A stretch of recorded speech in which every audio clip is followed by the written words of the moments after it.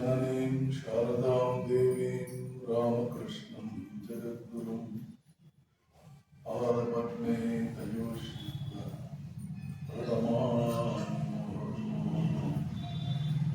नमः श्री यतिराजाय विवेकानन्दसूरये सच्चित्सुखस्वरूपाय स्वामिने तपहारिणे मोकं करोति वाचालं पङ्गुं लङ्घयते गिरिं यत्कृपातमहं वन्दे परमानन्दमाधवम् नीलेश्वरानन्ददयामृताब्धिं श्रीरङ्गनाथं च विज्ञानभानं चिदानन्दरूप श्रीपुरुषोत्तमार्यं ध्यायन्हृदिस्थां कृतिनं ह्यवैमि मेघश्यामं पीतकौशेयवासं श्रीवत्साङ्गं कौस्तुभोद्भासिताङ्गं पुण्योपेतं पुण्डरीकायताक्षं कृष्णं वन्दे सर्वलोकैकनाथं।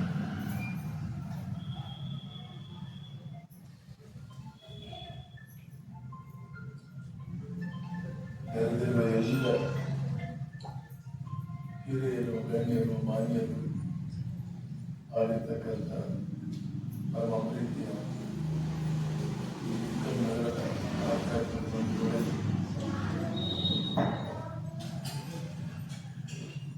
ಗೌರವಾನ್ವಿತ ತಾಯಂದಿರೇ, ನಿನ್ನೆ ಮಹರ್ಷಿ ಯಾಜ್ಞವಲ್ಕ್ಯರ ಜೀವನದ ಹಿನ್ನೆಲೆಯನ್ನು ಸ್ವಲ್ಪ ಮಟ್ಟಿಗೆ ಪರಿಚಯ ಮಾಡಿಸಿದೆ. ಯಾಜ್ಞವಲ್ಕ್ಯರ ಜೀವನ ಮತ್ತು ಅವರ ಉಪದೇಶಗಳ ಮಹತ್ವ ಇದನ್ನು ಕುರಿತು ಇನ್ನೂ ಕೂಡ ಒಂದು ಸರಿಯಾದ ಪುಸ್ತಕ ಬಂದಿಲ್ಲ ಅಂತ ಅನಿಸುತ್ತೆ. ಸಮಿತಿಯವರಾಗಲಿ ಸಂಬಂಧಪಟ್ಟಂತ ಮಹನೀಯರು ಯಾರಾದರೂ ಆಗಲಿ ಅದನ್ನು ತಂದ್ರೆ ಚೆನ್ನಾಗಿರುತ್ತೆ. ಯಾಕೆಂದ್ರೆ ಮಹಾತ್ಮರ ಜೀವನಗಳನ್ನು ನಾವು ಓದುವುದರಿಂದ ಎಷ್ಟೋ ಜ್ಞಾನ ಬರುತ್ತೆ ಮತ್ತು ಭಗವಂತನ ಕೃಪೆಯಿಂದ ಒಂದಷ್ಟು ಊಟಕ್ಕೆ, ಬಟ್ಟೆಗೆ, ಒಂದಷ್ಟು ವಸತಿಗೆ ವ್ಯವಸ್ಥೆಯಾಗಿ ಮಕ್ಕಳು ಮರಿಗಳು ಜೀವನದಲ್ಲಿ ಒಂದು ಹಂತಕ್ಕೆ ಬಂದಿದ್ದಾರೆ, ಅವರ ಬಗ್ಗೆ ಯೋಚನೆ ಇಲ್ಲ ಅನ್ನುವ ಹಂತ ಮನುಷ್ಯ ಮುಟ್ಟಿದ ಮೇಲೆ ಆಮೇಲೆ ಅವನ ಗಮನ ಸಂಪೂರ್ಣವಾಗಿ ಜ್ಞಾನಾರ್ಜನೆಯ ಕಡೆ ಇರಬೇಕು. ಮದುವೆ ಆಗುತ್ತೆ, ಗೃಹಸ್ಥಾಶ್ರಮಕ್ಕೆ ಪ್ರವೇಶ ಮಾಡ್ತೀರ, ಮಕ್ಕಳಾಗುತ್ತೆ, ಮಕ್ಕಳ ಶಾಲೆ, ಮಕ್ಕಳ ಮದುವೆ, ಇದೆಲ್ಲ ಸರಿ, ತಪ್ಪೇನಿಲ್ಲ, ಏನೇನು ತಪ್ಪಿಲ್ಲ.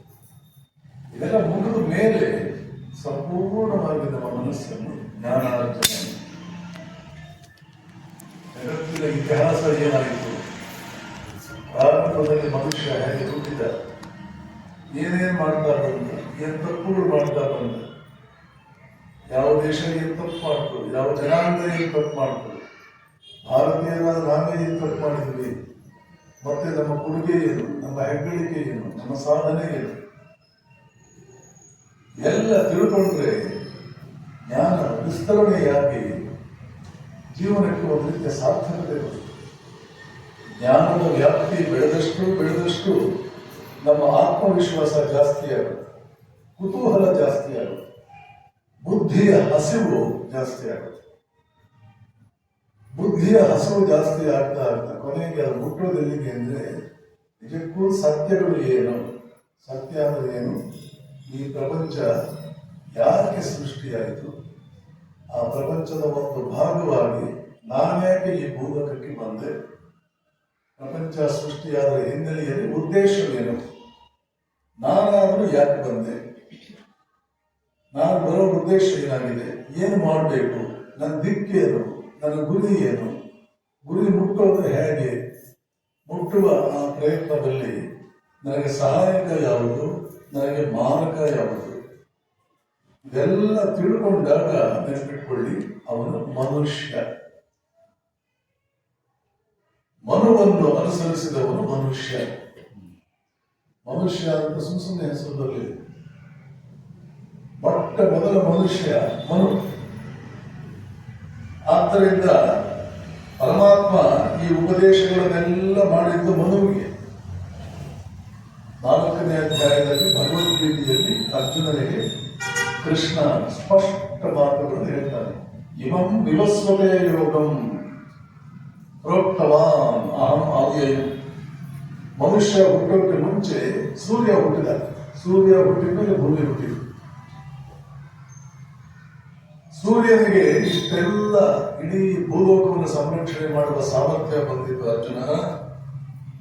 ನಾನು ಅವನನ್ನ ಆ ಮಹಾನ್ ಕಾರ್ಯಕ್ಕೆ ಅರ್ಹನನ್ನಾಗಿ ಮಾಡಿದೆ.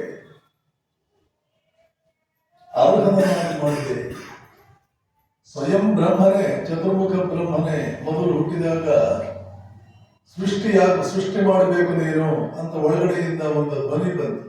ನಿನ್ನನ್ನು ಸೃಷ್ಟಿಸುವುದು, ನೀನು ಸೃಷ್ಟಿಕರ್ತನಾಗುವುದಕ್ಕೆ ನೀನು ಸೃಷ್ಟಿ ಮಾಡು. ಹೇಗೆ ಸೃಷ್ಟಿ ಮಾಡಬೇಕು ಅಂತ ಬ್ರಹ್ಮನು ಗೊತ್ತಾಗದೆ ಸ್ವಲ್ಪ ಪೇಚಿಗೆ ಸಿಕ್ಕಿಕೊಂಡ. ಮತ್ತೊಮ್ಮೆ ಒಳಗಡೆಯ ಧ್ವನಿ ಹೇಳಿತು ಅವನಿಗೆ, ತಪಸ್. 3 ಸಲ ತಪಸ್ಸು ಮಾಡು. ಹೇಗೆ ಸೃಷ್ಟಿ ಮಾಡಲಿ? ಒಂದು ಮನೆಯನ್ನು ಕಟ್ಟುವುದಕ್ಕಿಂತ ಮುಂಚೆ ನಾವು 10 ಸಲ ಯೋಚನೆ ಮಾಡಿ, ಪ್ಲಾನ್ ಮಾಡಿ, ಒಂದು ಬ್ಲೂ ಪ್ರಿಂಟ್ ಹಾಕ್ತೇವೆ. ಇದೇ ತಪಸ್ಸಿನ ಒಂದು ಭಾಗ.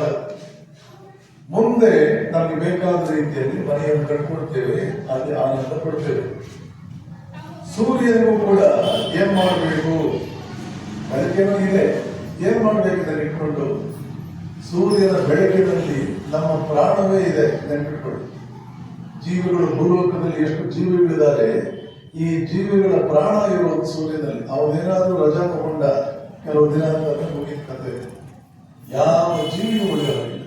ಸಮುದ್ರದಿಂದ ನೀರು ಆವಿಯಾಗಿ ಮೇಲೆ ಹೋಗಲ್ಲ, ಮಳೆ ಬರಲ್ಲ, ಈ ಸಸ್ಯ ದ್ಯುತಿಸಂಶ್ಲೇಷಣೆ ಕ್ರಿಯೆ ಮಾಡಲ್ಲ, ಹಣ್ಣಾಗಲ್ಲ, ಧಾನ್ಯ ಆಗಲ್ಲ, ಅಕ್ಕಿ ಗೋಧಿ ಬೇಳೆ ಏನು ಹುಟ್ಟಲ್ಲ, ಮುಗಿದ ಕತೆ. ಅಷ್ಟೇ ಅಲ್ಲ, ಗಾಳಿಯು ಸಂಚಾರ ಮಾಡಲ್ಲ. ಸೂರ್ಯ ಹುಟ್ಟಲಿದ್ದಾದ್ರೆ ಗಾಳಿ ಸಂಚಾರ ಮಾಡಲ್ಲ, ಎಲ್ಲ ನಿಂತಿರ್ತಕ್ಕಂಥದ್ದು ಅವನ ಮೇಲೆ. ಆದ್ದರಿಂದ ಉದಯೇ ಬ್ರಹ್ಮಸ್ವರೂಪೋ ಮಧ್ಯಾಹ್ನೇತ ಮಹೇಶ್ವರ ಅಸ್ತಮಾನೇ ಸ್ವಯಂ ವಿಷ್ಣು. ಸೂರ್ಯನ ಕೂತು ಹೇಳ್ತಾರೆ, ಅಸ್ತಮಾನೇ ಸ್ವಯಂ ವಿಷ್ಣು. ಬೆಳಗ್ಗೆ ಬ್ರಹ್ಮ, ಮಧ್ಯಾಹ್ನ ಮಹೇಶ್ವರ, ಸಾಯಂಕಾಲ ವಿಷ್ಣುವಾಗಿ ಕೆಲಸ ಮಾಡ್ತೀಯ ನೀನು. ಹೀಗೆಲ್ಲ ಅವನನ್ನು ಕುರಿತಿದೆ. ಸೂರ್ಯನಿಗೆ ಈ ಯೋಗವನ್ನು ನಾನು ಉಪದೇಶ ಮಾಡಿದೆ. ಕೃಷ್ಣ ಹೇಳ್ತಾನೆ, ಇಮಂ ವಿವಸ್ವತೆ ವಿವಸ್ವತೆ ಯೋಗಂ ಪ್ರೋಕ್ತವಾನ್ ಅಹಂ ಅವ್ಯಯಂ. ಸೂರ್ಯ ಇದನ್ನು ಕಲಿತ ಮೇಲೆ ಮೊಟ್ಟ ಮೊದಲ ಮನುಷ್ಯರಿಗೆ ಅದನ್ನು ಉಪದೇಶ ಮಾಡಿದ. ವಿವಸ್ವಾನ್ ಮನುವೇ ಪ್ರಾಹುವು. ಮನು ಇಕ್ಷ್ವಾಕವೇ ಬ್ರವೇ. ಮೊಟ್ಟ ಮೊದಲ ರಾಜ ಈ ಜಗತ್ತಿನಲ್ಲಿ ಹುಟ್ಟಿದವನು. ಯಾವ ವಂಶಕ್ಕೆ ರಾಮ ಸೇರ್ತಾನೆ ಆ ವಂಶದ ಮೂಲ ಪುರುಷ ಇಕ್ಷ್ವಾಕು. ರಾಮನನ್ನು ಇಕ್ಷ್ವಾಕು ವಂಶ, ಇನುಕುಲ ವಂಶ, ಇಕ್ಷ್ವಾಕು ವಂಶ. ತ್ಯಾಗರಾಜರು ಇನುಕುಲ ವಂಶದಲ್ಲಿ ಹುಟ್ಟಿದೆ ರಾಮ. ಅಂತಂದ್ರೆ ಸೂರ್ಯ ವಂಶದಲ್ಲಿ ಹುಟ್ಟಿದೆ ಇಕ್ಷ್ವಾಕುವಿಗೆ ಹೇಳಿದ ಅವನು ಹೀಗೆ, ಏವಂ ಪರಂಪರಾ ಪ್ರಾಪ್ತಂ ಇವಂ ರಾಜರ್ಷಿಯೋಗಿದು. ರಾಜರ್ಷಿಯ ಪರಂಪರೆಯೇ ಇದನ್ನ ಕಲ್ತ್ಕೊಂಡು ಬಂತು. ಏನಂತ ಕಲ್ತ್ಕೊಂಡು ಬಂತು? ಭಗವದ್ಗೀತೆಯಲ್ಲಿ ಏನು ಉಪದೇಶ ಮಾಡಲಾಗಿದೆಯೋ ಅದನ್ನು. ಏನು ಉಪದೇಶ ಮಾಡಲಾಗಿದೆ ಭಗವದ್ಗೀತೆಯಲ್ಲಿ? ಜೀವನವನ್ನು ನಡೆಸುವುದು ಹೇಗೆ, ಮೋಕ್ಷ ಪಡ್ಕೊಳ್ಳೋದು ಹೇಗೆ ಅನ್ನೋದು ಅಲ್ಲಿ ಬಹಳ ಹೇಳಲಿಲ್ಲ. ಬಹಳ ಜನ ಅರ್ಥ ಮಾಡ್ಕೊಳ್ಬೇಕು. ಭಗವದ್ಗೀತೆ ಇರೋದು ಬದುಕುವುದು ಹೇಗೆ, ಬದುಕು ಹೇಗಿರುತ್ತೆ, ಬದುಕಬೇಕಾದ್ದು ಹೇಗೆ. ಡಿ.ವಿ. ಗುಂಡಪ್ಪನವರು ಭಗವದ್ಗೀತೆಗೆ ಇಟ್ಟಿರುವ ಹೆಸರು ಜೀವನ ಧರ್ಮ ಯೋಗ. ಜೀವನ ಮಾಡೋದು ಹೇಗೆ ಅಲ್ಲಿ ಕೃಷ್ಣ ಹೇಳ್ತಾನೆ, ಅರ್ಜುನ ಇಷ್ಟೆಲ್ಲ ನಾನು ಉಪದೇಶ ಮಾಡ್ತಾ ಇದ್ದೀನಲ್ಲ, ನೆನಪಿಟ್ಕೋ, ಈ ಎಲ್ಲ ಉಪದೇಶಗಳ ಸಾರ ಜ್ಞಾನಕ್ಕಿಂತ ಮಿಗಿಲಾದ ಸಂಪತ್ತು ಜಗತ್ತಿನಲ್ಲಿ ಯಾವುದೂ ಇಲ್ಲ. ನಾಯಿ ಜ್ಞಾನೇನ ಸದೃಶಂ. ಜ್ಞಾನಕ್ಕೆ ಸಮಾನವಾದ ಈ ಜಗತ್ತಿನಲ್ಲಿ ಯಾವುದೂ ಇಲ್ಲ. ಅಷ್ಟೇ ಅಲ್ಲ, ಹೇಳ್ತಾನೆ ಪರಮಾತ್ಮ, ಏನೇ ಕೆಲಸ ಮಾಡಿದರೂ ಅದರ ಮೂಲ ಉದ್ದೇಶ ಜ್ಞಾನವಾಗಿರಲಿ, ಎಕ್ಸ್ಪೀರಿಯನ್ಸ್ ಆಗಿರಲಿ. ಯಾವುದೇ ಕೆಲಸ ನೀನು ಮಾಡೋದಕ್ಕೆ ಹೊರಟು ನಿನಗೆ ಎಕ್ಸ್ಪೀರಿಯನ್ಸ್ ಆಗುತ್ತಲ್ಲ, ಆ ಎಕ್ಸ್ಪೀರಿಯನ್ಸ್ ಅನ್ನ ಚೆನ್ನಾಗಿ ಸಮುದ್ರ ಮಂಥನ ಮಾಡಿದ ಹಾಗೆ ಕಡೆ ಅದನ್ನ ಮಂಥನ ಮಾಡು. ಯಾಕೆ ಹೀಗಾಯಿತು ಅಂತ ಯೋಚನೆ ಮಾಡು. ಆವಾಗ ನಿನಗೊಂದು ಜ್ಞಾನ ದೊರೆಯುತ್ತದೆ. ಹೀಗೆಯೇ ಜ್ಞಾನಗಳನ್ನು ಸಂಪಾದಿಸಿಕೊಂಡು ಗೃಹಸ್ಥಾಶ್ರಮ ಮುಗಿಯೋ ವೇಳೆಗೆ 50ನೇ ವಯಸ್ಸು ಅಥವಾ ಮಕ್ಕಳೆಲ್ಲ ಜಿಲ್ಲೆಯಲ್ಲಿ ತಮ್ಮ ಕಾಲ ಮೇಲೆ ನಿಂತ್ಕೊಳ್ಳೋ ವೇಳೆಗೆ ಎಷ್ಟೋ ಜ್ಞಾನ ಸಂಪನ್ನನಾಗಿರ್ತಾನೆ ಮನುಷ್ಯ. ಒಂದು ವಿಷಯ ಸ್ಪಷ್ಟವಾಗಿರುತ್ತದೆ, ಏನದು ಅಂದ್ರೆ ಯಾವುದರಿಂದಲೂ ಮನಃಶಾಂತಿ ಸಿಗುವುದಿಲ್ಲ. ಈ ಪ್ರಪಂಚದಲ್ಲಿ ಹೆಂಡತಿನ ಹುಡ್ಕೊಂಡು ಹೊರಟ, ಮದುವೆ ಮಾಡದ, ಮಕ್ಕಳಾಯ್ತು, ಪ್ರಮೋಷನ್ ಆಯ್ತು, ದುಡ್ಡು ಬಂತು, ಶ್ರೀಮಂತ, ಅಧಿಕಾರಿ, MLA, ಮಿನಿಸ್ಟರ್, ಬೇಕಾದ್ದು ಆಗಿರಲಿ, ಇದು ಯಾವುದು ಕೂಡ ನನಗೆ ಶಾಂತಿಯನ್ನು ಕೊಡುವುದಿಲ್ಲ. ಅದನ್ನು ಕೃಷ್ಣ ಹೇಳ್ತಾನೆ. ಭೋಗದ ಬೆನ್ನು ಹತ್ತಬೇಡ ಅರ್ಜುನ, ಭೋಗದ ಒಳಗಡೆ ದುಃಖದ ಬೀಜಗಳು ಇರುತ್ತವೆ. ಹೇಗೆ ಸಂಸ್ಪರ್ಶದ ಭೋಗ ದುಃಖ ಯೋನೆಯೇವತೆ. ಈ ಭೋಗ ಅನ್ನುವಂಥದ್ದು ದುಃಖದ ಯೋನಿ, ದುಃಖವನ್ನು ಪ್ರಸರಿಸುತ್ತವೆ ಈ ಭೋಗಗಳು. ಜ್ಞಾನಿಗಳು ಅದನ್ನು ಇಷ್ಟಪಡೋದಿಲ್ಲ, ಅದನ್ನು ಬೆನ್ನು ಹತ್ತುವುದಿಲ್ಲ. ಹೇಗೆ ಸಂಸ್ಪರ್ಶದ ಭೋಗ ದುಃಖ ಯೋನೆಯೇವತೆ. ಆದ್ಯಂತವಂತಹ ಕೌಂತೆಯ ನತೇಶು ರಮತೆ ಬುಧಃ ತೇಷು ಬುಧಃ ಜ್ಞಾನಿ ನರಮತೆ ರಮಿಸುವುದಿಲ್ಲ. ಬೆನ್ನತ್ಬೇಡ, ಅದನ್ನು ಬಹಳ ಬೆನ್ನತ್ಬೇಡ, ಏನೋ ಒಂದಷ್ಟು. ಆದರೆ ಬೆನ್ನತ್ತಬೇಕಾದಂತ ವಿಚಾರ ಅಲ್ಲ. ಬೆನ್ನತ್ತಬೇಕಾದ ವಿಚಾರ ಯಾವುದು? ಯಾವುದರಿಂದ ಶಾಶ್ವತವಾಗಿರ್ತಕ್ಕಂಥ ಅನಿತ್ಯಂ ಅಸುಖಂ ಲೋಕಂ. ಈ ಲೋಕ ಇರೋದೇ ಅನಿತ್ಯ, ಅಸುಖ. ಹಾಗಾದ್ರೆ ಇದೊಂದು ಏನ್ ಮಾಡು? ಇಮಂ ಪ್ರಾಪ್ಯ ಭಜಸ್ವಮ, ನನ್ನನ್ನು ಭಜಿಸು, ನಿನ್ನ ಗಮನ ನನ್ನ ಕಡೆಗೆ ಕೊಡು. ಮಚ್ಚಿತ್ತ ಮದ್ಗತ ಪ್ರಾಣಾಹ ಬೋಧಯಂತಹ ಪರಸ್ಪರಂ. ನಿನ್ನ ಚಿತ್ತ ನನ್ನಲ್ಲೇ ಇಡು, ನಿನ್ನ ಪ್ರಾಣವನ್ನು ನನ್ನಲ್ಲಿಡು. ಸ್ನೇಹಿತರು ಇಂಥವರಿರ್ಬೇಕು, ಯಾರ ಜೊತೆ ನೀನು ಸೇರಿದಾಗ ನನ್ನ ಬಗ್ಗೆ ಮಾತನಾಡೋದಕ್ಕೆ ಎಲ್ಲರೂ ಇಷ್ಟಪಡ್ತಾರೆ. ನನ್ನ ಬಗ್ಗೆ ಮಾತನಾಡೋದಕ್ಕೆ ಯಾರಿಗೆ ಆಸಕ್ತಿ ಇದೆ, ಇಂಥವ್ರನ್ನು ಮಾತ್ರ ಸುತ್ತ ಇಟ್ಕೋ. ಮಚ್ಚಿತ್ತ ಮದ್ಗತ ಪ್ರಾಣ ಬೋಧಯಂತ ಪರಸ್ಪರ ನನ್ನ ಬಗ್ಗೆನೇ ಮಾತನಾಡುವಂತ ಇಟ್ಕೋ. ಅಕ್ರೂರ ಬೃಂದಾವನಕ್ಕೆ ಬಂದಾಗ ಗೋಪಿಯರು ಹೇಳ್ತಾರೆ, ಅಕ್ರೂರ ಕೃಷ್ಣನನ್ನು ಕರ್ಕೊಂಡು ಹೋಗಿ ಬಂದವನು. ಉದ್ಧವನು ಹೇಳ್ತಾರೋ ಅಕ್ರೂರ್ಗೆ ಹೇಳ್ತಾನೆ, ಸ್ವಲ್ಪ ನನ್ನ ಮರೀತು. ಉದ್ಧವನು ಹೇಳಿದ್ರು, ಗೋಪಿಯರು ಹೇಳ್ತಾರೆ. ಏನ್ ಹೇಳ್ತಾರೆ ಗೊತ್ತಾ? ನಮಗೆ ಕೃಷ್ಣ ಸಿಗೋದು ಬೇಡ, ನಮಗೆ ಕೃಷ್ಣ ಸಿಗಲಿಲ್ಲ ಅನ್ನೋ ನೋವಿದೆಯಲ್ಲ, ಅದನ್ನು ಸಿಕ್ಕಿದ್ರೆ ಎಷ್ಟು ಖುಷಿ ಕೊಡುತ್ತೋ ಅದಕ್ಕಿಂತ ಹೆಚ್ಚು ಖುಷಿ ಕೊಡುತ್ತೆ. ಆ ನೋವು ಅಂದ್ರೆ ಏನು? ವ್ಯಾಕುಲತೆ, ಭಗವದ್ ವ್ಯಾಕುಲತೆ. ರಾಮಕೃಷ್ಣನ ಮತ್ತೆ ಹೇಳ್ತಿದ್ರು, ವ್ಯಾಕುಲತೆಯನ್ನು ಬೆಳೆಸ್ಕೋ, ಅವನ ಮಹಿಮೆಯನ್ನು ಮನನ ಮಾಡು, ಕೇಳು ಮೊದಲು. ಎಂಥ ಮಹಿಮಾನ್ವಿತ ಅವನು ಅನ್ನೋದರ ಮೊದಲು ಕೇಳು. ಎಂಥ ದಯಾಮಯ ಅವನು, ಎಂಥ ಅದ್ಭುತ ಅವನು, ಎಂಥ ಆಶ್ಚರ್ಯಕರನಾದ ವ್ಯಕ್ತಿ ಅವನು. ಇದನ್ನೆಲ್ಲ ಕೇಳಿಸ್ಕೊ, ಪ್ರೀತಿ ಬೆಳೆಸ್ಕೊ, ಅವನ ಕಡೆಗೆ ಪ್ರೀತಿ ಬೆಳೆಸ್ಕೊ. ಅವನೇ ಬೇಕು ಅನ್ನುವಂತಹ ಒಂದು ಆಸೆಯನ್ನು ಬೆಳೆಸ್ಕೊ. ಆ ಆಸೆಯನ್ನು ಹೆಚ್ಚು ಹೆಚ್ಚು ತೀವ್ರಗೊಳಿಸುವುದೇ ಹಾಗೆ ಭಕ್ತರ ಸಂಘ ಮಾಡುವುದರಿಂದ. ಸಜ್ಜನರ ಸಂಘ, ಸತ್ಸಂಗ ಮಹಾತ್ಮರು ಅವರನ್ನು ನಾರದ ಯಾರ ಜೊತೆ ಭಗವತ್ ಚಿಂತನೆ ಮಾಡುವುದಕ್ಕೆ ನಮಗೆ ಬೇಕಾದಷ್ಟು ಆಸಕ್ತಿ ಬರುತ್ತೋ, ಯಾರು ಕೂಡ ಅದನ್ನು ಆಸಕ್ತಿ ವಹಿಸ್ತಾರೋ ಅವರು ಮಹಾತ್ಮ ಸಂಘ ದುರ್ಲಭ. ಮಹಾತ್ಮರ ಸಂಘ ದುರ್ಲಭ. ಅದು ಸಿಕ್ಕಿದಾಗ ಬಿಡದೆ ನನ್ನಲ್ಲೇ ಪ್ರಾಣ ಇಟ್ಟು ಪರಸ್ಪರ ನನ್ನ ಬಗ್ಗೆ ಮಾತನಾಡು. ಗೋಪಿಯರು ಹೇಳ್ತಾರೆ, ಉದ್ಧವ, ಕೃಷ್ಣ ಸಿಗಲಿಲ್ಲ ಅನ್ನೋ ವ್ಯಾಕುಲತೆ ನಮಗೆ ಬೇಕು. ಅವನು ಸಿಗುವುದು ನಮಗೆ ಬೇಕಾಗೇ ಇಲ್ಲ. ಅವನು ಸಿಕ್ಕಿದ್ರೆ RCBಗೆ ಕಪ್ ಸಿಕ್ಬಿಡ್ತಾನೆ. ಸಿಕ್ಕಿಬಿಟ್ರೆ ಮಜಾ ಇಲ್ಲಲ್ಲ. ಈ ಸಲ ಕಪ್ ನಮ್ಮದೇ ಅಂತ ಹೇಳೋಕೆ ಅವಕಾಶವೂ ಇಲ್ಲ. ಆ ಮಜಾನೇ ಹೋಯ್ತು, ಕಪ್ ಸಿಕ್ಕೇ ಬಿಡ್ತು. ಆದ್ದರಿಂದ ಸಿಕ್ಕಿದ್ರೆ ಅಷ್ಟು ಮಜಾ ಇರಲ್ಲ. ಸಿಗ್ಲಿಲ್ವಲ್ಲ, ಇನ್ನೂ ಸಿಗ್ಲಿಲ್ವಲ್ಲ. ನೋಡಿ, ಇದು ಪರಮಾತ್ಮನಿಗೂ ಪ್ರಪಂಚಕ್ಕೂ ಇರ್ತಕ್ಕಂಥ ವ್ಯತ್ಯಾಸ.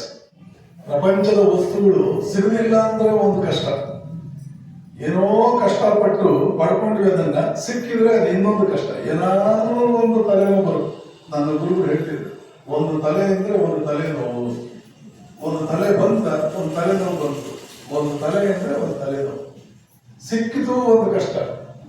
ಸಿಗಲಿಲ್ಲ ಒಂದು ಕಷ್ಟ. ಆದ್ರೆ ಪರಮಾತ್ಮ ವಿಷಯಕ್ಕೆ ಬಂದ್ರೆ ಅವನು ಸಿಕ್ಕಿದ್ರೆ ಒಂದು ಆನಂದ, ಸಿಗಲಿಲ್ಲ ಅಂದ್ರೆ ಒಂದು ಆನಂದ. ಅವನು ಸಿಗೋದೇನು ಬೇಡ, ಸಿಗಲಿಲ್ಲ ಅಂದ್ರೂ ಒಂದು ಆನಂದ, ಸಿಕ್ಕಿದ್ರು ಒಂದು ಆನಂದ. ಎಲ್ಲ ಕೊನೆಗೆ ಯಾಕೆ ಅದು ನಾನು ಪ್ರಾರಂಭದಲ್ಲಿ ಹೇಳಿದ್ದು ಜ್ಞಾನವನ್ನು ಅರಸಿ ಅಂತ. ಈಗ ಕೊನೆಗೆ ಬಂದು ನಿಂತಿದ್ದು ಇಲ್ಲಿ ಪರಮಾತ್ಮನನ್ನ ಪಡೆದುಕೊಳ್ಳುವಂತಹ ಕಡೆಗೆ ನಮ್ಮ ವ್ಯಾಕುಲತೆ, ನಮ್ಮ ಆಸಕ್ತಿ ಬರಬೇಕು. ಇವೆರಡಕ್ಕೂ ಏನು ಸಂಬಂಧ? ಅದನ್ನು ಭಗವದ್ಗೀತೆಯ ಸಾರವೇ ಜ್ಞಾನ. ಅಂದ್ರೆ ಯಾವುದರ ಜ್ಞಾನ? ಆತ್ಮ ಮತ್ತು ಪರಮಾತ್ಮ, ಜೀವ, ಜಗತ್ತು, ಈಶ್ವರ, ಇವರ ಜ್ಞಾನವನ್ನೇ ನಾವು ಜ್ಞಾನ ಅಂತ ಕರೆಯೋದು. ನಾನು ಏನು ಶಂಕರಾಚಾರ್ಯರು ಭಗವದ್ಗೀತೆ ಭಜಗೋವಿಂದಂ ಬಹಳ ಚೆನ್ನಾಗಿರ್ತಾರೆ. ಕಸ್ತ್ವಂ ಕೋಹಂ ಕುತ ಆಯಾತ ಕಾಮೇ ಜನನಿ ಕೋಮೇ ತಾತ. ಎಲ್ಲಿಂದ ಬಂದೆ ನಾನು, ಯಾಕಾಗಿ ಬಂದೆ, ನಾನು ಯಾರು, ನೀನು ಯಾರು, ಕುತ ಆಯಾತ, ಎಲ್ಲಿಂದ ಬಂದೆ, ಯಾಕಾಗಿ ಬಂದೆ ಅನ್ನೋ ಪ್ರಶ್ನೆ ನೀವಿನ್ನೂ ಬರಲೇ ಇಲ್ವಾ? ನಿನ್ನ ತಲೆಗಿನ್ನೂ ಬರಲೇ ಇಲ್ವಾ? ಗುರಿ ಇಲ್ಲದ ಪ್ರಯಾಣ ಅದು ವ್ಯರ್ಥವಲ್ವಾ? ನಿನ್ನ ಗುರಿ ಏನು? ಯಾಕಾಗಿ ಬಂದಿದ್ದೀಯ ನೀನು? ಸುಮ್ಮನೆ ಬಂದಿರ್ತೀಯ ನೀನೇನೋ ಉದ್ದೇಶ ಇರುತ್ತಲ್ಲ. ಏನ ಆ ಉದ್ದೇಶ? ಇದನ್ನು ಯೋಚನೆ ಮಾಡು. ಪುನರಪಿ ಜನನಂ ಪುನರಪಿ ಮರಣಂ ಪುನರಪಿ ಜನನಿ ಜಠರೇ ಶಯನಂ. ಮತ್ತೆ ಬರ್ತಾ ಇದೆಯಲ್ಲ, ಯಾಕೆ ಬರ್ತಾ ಇದೆ? ಯ ಸಂಸಾರೇ ಬಹುದುಸ್ತಾರೆ ಕೃಪಯಾ ಪಾರೇ ಪಾಹಿ ಮುರಾರೇ. ಭಜ ಗೋವಿಂದಂ ಗೋವಿಂದಂ ಭಜ ಮೂಢಮತೆ. ಸಂಪ್ರಾಪ್ತೆ ಸನ್ನಿಹಿತೆ ಕಾಲೇ ನಹಿ ರಕ್ಷತೆ ಡುಕುರಂಕರಣೆ. ಹೋಗುವ ಸಮಯ ಬಂದಾಗ ಸಂಸ್ಕೃತ ಗ್ರಾಮರ್ ನಿನಗೆ ಹೆಲ್ಪ್ ಮಾಡೋದು. ಡುಕುರಂಕರಣೆ ಅನ್ನೋದು ಸಂಸ್ಕೃತ ಗ್ರಾಮರ್ ನಲ್ಲಿ ಬರುವಂತಹ ಒಂದು ಫಾರ್ಮುಲಾ, ಒಂದು ಸೂತ್ರ. ಕಾಶಿಯಲ್ಲಿ ಗಂಗೆ ತೀರದಲ್ಲಿ ಮುದುಕನಾದವನು ಆ ಸಂಸ್ಕೃತ ವ್ಯಾಕರಣವನ್ನು ಬೆಟ್ ಮಾಡ್ತಾ ಇರ್ತಾನೆ. ಡುಕುರಂಕರಣೆ. ಆಚಾರ್ಯರು ನೋಡ್ತಾರೆ, ನೋಡಿ ಅವರು ಹೇಳ್ತಾರೆ, ಇಷ್ಟು ವಯಸ್ಸಾಗಿದೆ ನಿನಗೆ, ಇವಾಗ ಸಂಸ್ಕೃತ ವ್ಯಾಕರಣ ಬೇಕೇನೋ? ಸಂಪ್ರಾಪ್ತೆ ಸನ್ನಿಹಿತೆ ಕಾಲೇ, ಹೋಗುವ ಕಾಲದಲ್ಲಿ ನಹಿ ರಕ್ಷತೆ ಡುಕುರಂಕರಣೆ. ನೀವು ಹೋಗುವ ಕಾಲದಲ್ಲಿ ಡುಕುರಂಕರಣೆ ನಿಮಗೆ ರಕ್ಷಣೆ ಕೊಡುತ್ತಾ.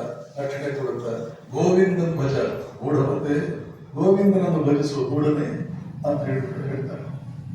ತಾತ್ಪರ್ಯ ಇಷ್ಟೇ, ಜೀವನದಲ್ಲಿ ನಮಗೆ ಒಂದಷ್ಟು ಕ್ಲಾರಿಟಿ ಇರಬೇಕು, ಸ್ಪಷ್ಟತೆ ಇರಬೇಕು. ಆ ಸ್ಪಷ್ಟತೆ ಇಲ್ಲೇನೆ ದುಃಖ ಬರೋದು. ನೆನಪಿಟ್ಕೊಳ್ಳಿ, ಎಲ್ಲೆಲ್ಲಿ ದುಃಖ ಇದೆ, ಯಾವ ಮನುಷ್ಯನ ಜೀವನದಲ್ಲಿ ದುಃಖ ಇದೆ, ತೃಪ್ತಿ ಇಲ್ಲ, ಹುರುಪಿಲ್ಲ, ಉಲ್ಲಾಸ ಇಲ್ಲ, ಉತ್ಸಾಹ ಇಲ್ಲ, ಅದಕ್ಕೆಲ್ಲ ಕಾರಣ ಜೀವನದಲ್ಲಿ ಅವರಿಗೆ ಕ್ಲಾರಿಟಿ ಇಲ್ಲ. ಲೈಫ್ ಬಗ್ಗೆ ಅವರಿಗೆ ಕ್ಲಾರಿಟಿ ಇಲ್ಲ, ಯಾವುದ್ರ ಬಗ್ಗೆನೂ ಕ್ಲಾರಿಟಿ ಇಲ್ಲ. ಯಾವುದನ್ನು ಆಸೆ ಪಡಬೇಕು, ಯಾವುದನ್ನು ಆಸೆ ಪಡಬಾರದು. ಆಸೆಗಳೆಲ್ಲ ಒಳ್ಳೆಯದಲ್ಲ.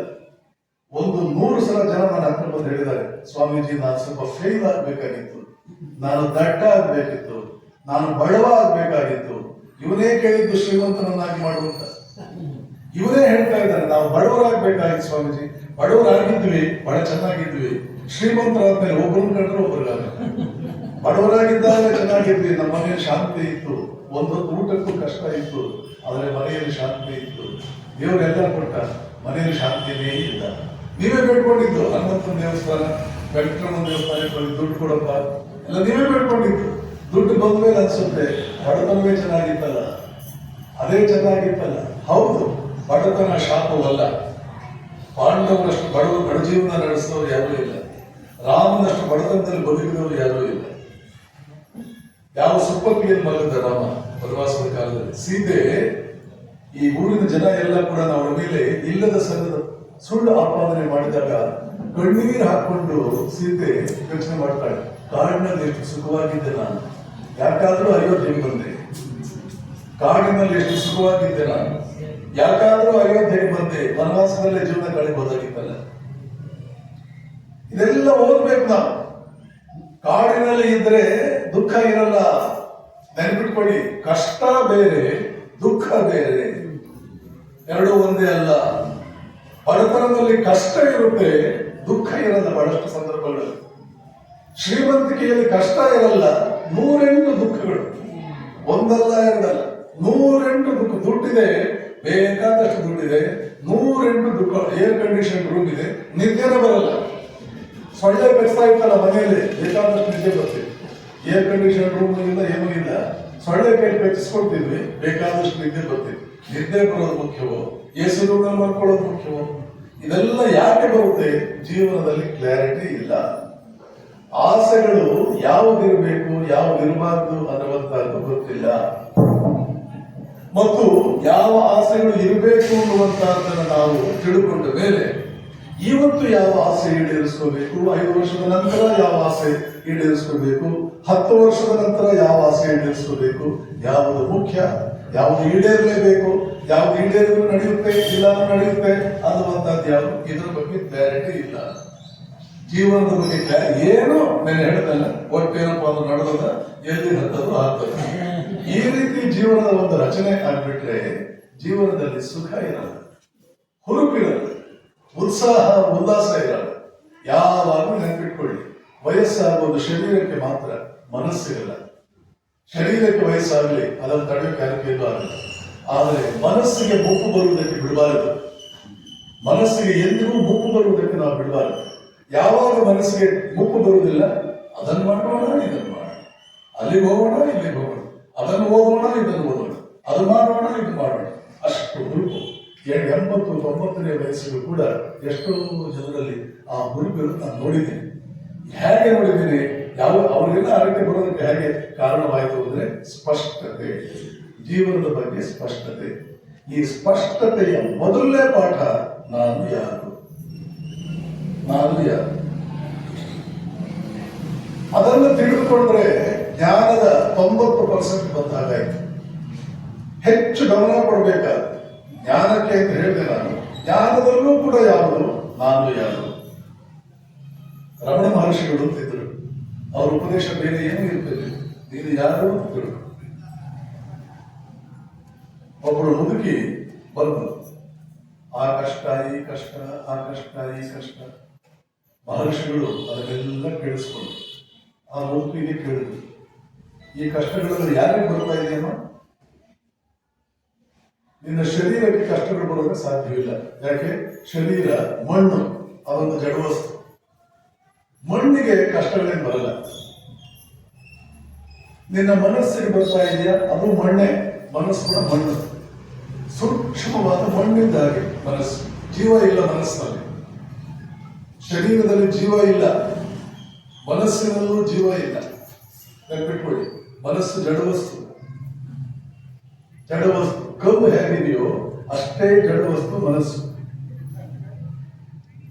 ಆದರೆ ಆತ್ಮನ ಸಾನ್ನಿಧ್ಯದಲ್ಲಿ ಅದಕ್ಕೆ ಚೈತನ್ಯ ಬಂದಂತೆ ಕಾಣುತ್ತದೆ. ವೇದಾಂತದಲ್ಲಿ ಬಹಳ ಚೆನ್ನಾಗಿ ಹೇಳ್ತಾರೆ, ಸ್ಫಟಿಕದ ಹಿಂದೆ ಕೆಂಪು ಬಣ್ಣದ ಹೂವನ್ನಿಟ್ಟರೆ ಸ್ಫಟಿಕ ಕೆಂಪು ಬಣ್ಣದಂತೆ ಕಾಣುತ್ತದೆ. ಸ್ಫಟಿಕದ ಹಿಂದೆ, ಸ್ಫಟಿಕ ಅಂದ್ರೆ ಕ್ಲೀನ್ ಇದೆ, ಪಾರದರ್ಶಕ ವಸ್ತು. ಅದರ ಹಿಂದೆ ಕೆಂಪು ಹೂವನ್ನಿಟ್ಟರೆ ಸ್ಫಟಿಕವೇ ಕೆಂಪು ಕಾಣುತ್ತದೆ. ಕೆಂಪು ಹೂವಿನ ಸಾನ್ನಿಧ್ಯದಲ್ಲಿ ಸ್ಫಟಿಕ ಇರುವುದರಿಂದ ಸ್ಫಟಿಕ ಕೆಂಪಾಗಿ ಕಾಣುತ್ತೆ ಹೊರತು ಸ್ಫಟಿಕ ಕೆಂಪಲ್ಲ. ಹಾಗೆಯೇ ಮನಸ್ಸು ಶರೀರಗಳು ಆತ್ಮನ ಸಾನ್ನಿಧ್ಯದಲ್ಲಿ ಇವೆ, ಆದ್ದರಿಂದ ಜೀವ ಇರುವಂತೆ ಕಾಣುತ್ತದೆ. ಆದರೆ ಶರೀರಕ್ಕಾಗಲಿ ಮನಸ್ಸಿಗಾಗಲಿ ಯಾವ ಕಾಲಕ್ಕೂ ಕೂಡ ಜೀವ ಇಲ್ಲ. ನಿನ್ನ ಶರೀರಕ್ಕೆ ಕಷ್ಟ ಬಂದಿಲ್ಲ, ಅದು ಜಡವಸ್ತು. ನಿನ್ನ ಮನಸ್ಸಿಗೂ ಕೂಡ ಕಷ್ಟ ಬಂದಿಲ್ಲ, ಅದು ಕೂಡ ಜಡವಸ್ತು. ಇನ್ನು ಆತ್ಮ ಒಳಗಡೆ ಇರೋದು ಇನ್ನೊಂದು ಆತ್ಮ. ಆತ್ಮನಿಗೆ ಯಾವ ಕಾಲಕ್ಕೂ ಯಾವ ಕಷ್ಟವೂ ಬರಲ್ಲ. ಶರೀರಕ್ಕೆ ಕಷ್ಟ ಬಂದಿಲ್ಲ, ಮನಸ್ಸಿಗೆ ಕಷ್ಟ ಬಂದಿಲ್ಲ, ಆತ್ಮನಿಗೂ ಕಷ್ಟ ಬಂದಿಲ್ಲ. ಹಾಗಾದ್ರೆ ನಿನ್ನಲ್ಲಿ ಈ 3 ಬಿಟ್ಟರೆ ಬೇರೆ ಏನೂ ಇಲ್ಲ. ಯಾರಿಗೆ ಕಷ್ಟ ಬಂತು? ಆ ಮುದುಕಿ ನಗುತ್ತಾ ಒಂದು ದುಃಖ ಇಲ್ಲ ಬರೆದು ಚೆನ್ನಾಗಿ ಒಂದು ರೌಂಡ್ ಹೌದಲ್ಲ ಅಂತ ಅರ್ಥ ಮಾಡಿಕೊಂಡು ಮಹರ್ಷಿಗಳಿಗೆ ನಮಸ್ಕಾರ ಮಾಡಿ ಹೊರಟೋಗ್ಬೇಕು. ದುಃಖ ಇಲ್ಲ ಹೊರಟು. ನಾನು ಯಾರು? ಕಷ್ಟಗಳು ಯಾರಿಗೆ ಬರ್ತಿದೆ? ಯಾರಿಗೆ ಕಷ್ಟ ಬರ್ತಾ ಇದೆ? ಮಡ್ರಾಸ್ ವಿಶ್ವವಿದ್ಯಾಲಯದ ಒಬ್ಬ ವಿದ್ಯಾರ್ಥಿ ರಮಣ ಮಹರ್ಷಿಗಳ ಹತ್ರ ಹೋದ. MA ಓದ್ತಾ ಇದ್ದಂತ ವಿದ್ಯಾರ್ಥಿ ಮಹರ್ಷಿಗಳ ಹತ್ರ ಯಾವಾಗಲೂ ಹೋದ್ರು. ತಿರುವಣ್ಣಾಮಲೈ ಹೋಗ್ಬನ್ನಿ, ಎಲ್ಲ ಇಂಥ ಜಾಗಗಳೆಲ್ಲ ನೋಡ್ಬೇಕು. ಮೌನ ಮಹರ್ಷಿಗಳು ಕೇವಲ ಒಂದು ಗೋಪಿನ, ಬೇರೆ ಇನ್ನೇನೂ ಇಲ್ಲ. ಅವರಿಗೆ ಹುಣ್ಣು ಬಂದಿತ್ತು, ಇಲ್ಲಿ ಆಪರೇಷನ್ ಮಾಡಬೇಕಾಗಿತ್ತು. ಅನಿಸ್ತೀಶ ತಗೊಳ್ಳಿಲ್ಲ ಅವರು, ಹಾಗೆ ಮಾಡಿ. ರಾಮಕೃಷ್ಣ ಪರಮಹಂಸರ ನೇರ ಶಿಷ್ಯರು ಸ್ವಾಮಿ ತುರಿಯಾನಂದರಿಗೆ ಹೆಬ್ಬೆಟ್ಟು ಶಸ್ತ್ರಚಿಕಿತ್ಸೆ ಮಾಡಬೇಕಾಗಿತ್ತು. ಅನಸ್ತೇಷಿಯಾ ತಗೊಂಡಿಲ್ಲ ಅವರು. ಹೆಬ್ಬೆಟ್ಟಿಗೆ ಸರ್ಜರಿ ಶಸ್ತ್ರಚಿಕಿತ್ಸೆ ಮಾಡಬೇಕಾಗಿತ್ತು. ಡಾಕ್ಟರ್ ಹೇಳಿದ್ರು ಅನಸ್ತೇಷಿಯಾ ಎಲ್ಲ ಇದು ಬೇಡ, ನನ್ನ ಮನಸ್ಸನ್ನು ಅಲ್ಲಿಂದ ಎಳ್ಕೊಳ್ತೀನಿ, ನೀನು ಮಾಡ್ಕೊ. ಮನಸ್ಸನ್ನು ಎಳ್ಕೊಂಡು ಬಿಟ್ರು ಅದು ಒಂದು ಬೆಂಡು, ಒಂದು ಮರದ ಒಂದು ಸಣ್ಣ ಕಟ್ಟಿಗೆ ಆಗಬೇಕು ಹೆಬ್ಬೆರಳನ್ನು ಏನೇನೋ ಮಾಡಿ ಶಸ್ತ್ರಚಿಕಿತ್ಸೆ ಡಾಕ್ಟರ್ ಏನೇನೋ ಮಾಡಿ ಸರಿಪಡಿಸಿದ್ರು. ಏನು ಅನಸ್ತೇಷಿಯಾ ಒಳ್ಳೆಯಲ್ಲ ಸ್ವಾಮಿ ಕುರಿಯಾನಂದ್ರು. ಹಾಗೆಯೇ ರಮಣ ಮಹರ್ಷಿಗಳಿಗೆ ಇಲ್ಲೊಂದು ಶಸ್ತ್ರಚಿಕಿತ್ಸೆ ಮಾಡಬೇಕಾದ್ರೆ ತೋಳ ಮೇಲೆ ಯಾವ ಅನಸ್ತೇಷಿಯಾ ಅನ್ನೋದಿಲ್ಲ ಏನಿಲ್ಲ. ನಾನು ಹಾಗೆ ರೀತಿ ಮಾಡಿ ಪರವಾಗಿ ಇಂಥ ಮಹಾತ್ಮರು ರಮಣ ಮಹರ್ಷಿಗಳು. ಇವರು ಒಂದು ಕೌಪಿನ ಮಹರ್ಷಿಗಳ ಹತ್ರ ಈ ಮೆಡ್ರಾಸ್ ವಿಶ್ವವಿದ್ಯಾಲಯದ ವಿದ್ಯಾರ್ಥಿ ಹೋಗಿ ಇಂಗ್ಲಿಷಲ್ಲಿ ಅವ್ರು ಹೇಳ್ಕೊಳ್ಳೋ ಚೆನ್ನಾಗಿದೆ. ಅವ್ರ ಮುಂದೆ ಹೇಳ್ತಾರಂತೆ, sir please teach me something, ಏನಾದರೂ ಉಪದೇಶ ಮಾಡಿ ಗುರುಗಳೇ, ಏನಾದರೂ ಉಪದೇಶ ಮಾಡಿ. ಬಹಳ ಜನ ಕುಳಿತಿದ್ರು. ಮಹರ್ಷಿಗಳು ಅವ್ರ ಕಡೆ ನೋಡಿದ್ರು. Let every one get out, afterwards I will teach you. ಇಲ್ಲಿರೋರೆಲ್ಲ ಹೋಗ್ಬಿಡ್ಲಿ, ಆಮೇಲೆ ಬಾ ಉಪದೇಶ ಮಾಡ್ತೇನೆ. ಮಧ್ಯಾಹ್ನ 1:30-2 ಗಂಟೆ ಆಯಿತು. ಎಲ್ಲರೂ ಊಟಕ್ಕೆ ಅಂತ ಹೋದ್ರು. ಮಹರ್ಷಿಗೆ ನಮಸ್ಕಾರ ಮಾಡಿ ಊಟಕ್ಕೆ ಅಂತ ಹೋದ್ರು. ಆ ಹುಡುಗ ಅಲ್ಲಿ ಕುಳಿತಿದ್ದವನು ಬಂದ, sir everyone has gone out, I only am here, please teach me. ಎಲ್ಲರೂ ಹೊರಟೋದ್ರು, ನಾನು ಒಬ್ಬನೇ ಇದ್ದೇನೆ, ನಾನು ಮಾತ್ರ ಇದ್ದೇನೆ, ಉಪದೇಶ ಮಾಡಿ. I only am here, everyone has gone out, I only am here.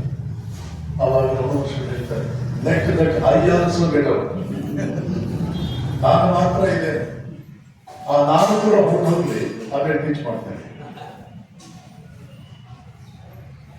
ಇಷ್ಟು ಸಾಕಾಯ್ತು ಉಪದೇಶ ಆ ಹುಡುಗನಿಗೆ. ಈ ಹುಡುಗ ಮುಂದೆ ವಿಶ್ವವಿಖ್ಯಾತ ಸನ್ಯಾಸಿಯಾದ. ಅವ್ರ ಹೆಸರು ಸ್ವಾಮಿ ಚಿನ್ಮಯಾನಂದ. ಮುಸಲ್ಮಾನ್ ರಾಷ್ಟ್ರಗಳಲ್ಲೂ ಭಗವದ್ಗೀತೆಯ ಬಗ್ಗೆ ಉಪನ್ಯಾಸ ಮಾಡಿ ಗೀತಾ ಜ್ಞಾನ ಯಜ್ಞ ಅವ್ರಿಗೆ ಕಾರ್ಯಕ್ರಮಕ್ಕೆ ಕರಿಬೇಕು ಅಂತಂದ್ರೆ ನಿಮ್ಗೆ 2028ಕ್ಕೆ ಡೇಟ್ ಸಿಗುತ್ತೆ. 2026-27 ಸಿಗಲ್ಲ, ಡಿಸೈಡ್ ಬಿಟ್ಟಿರ್ತಾರೆ. 2025, 26, 27 ಸಿಗಲ್ಲ. ಅವರ ಕಾರ್ಯಕ್ರಮ ನಾನು ನೋಡಿದ್ದೀನಿ ಧಾರವಾಡದಲ್ಲಿದ್ದಾಗ.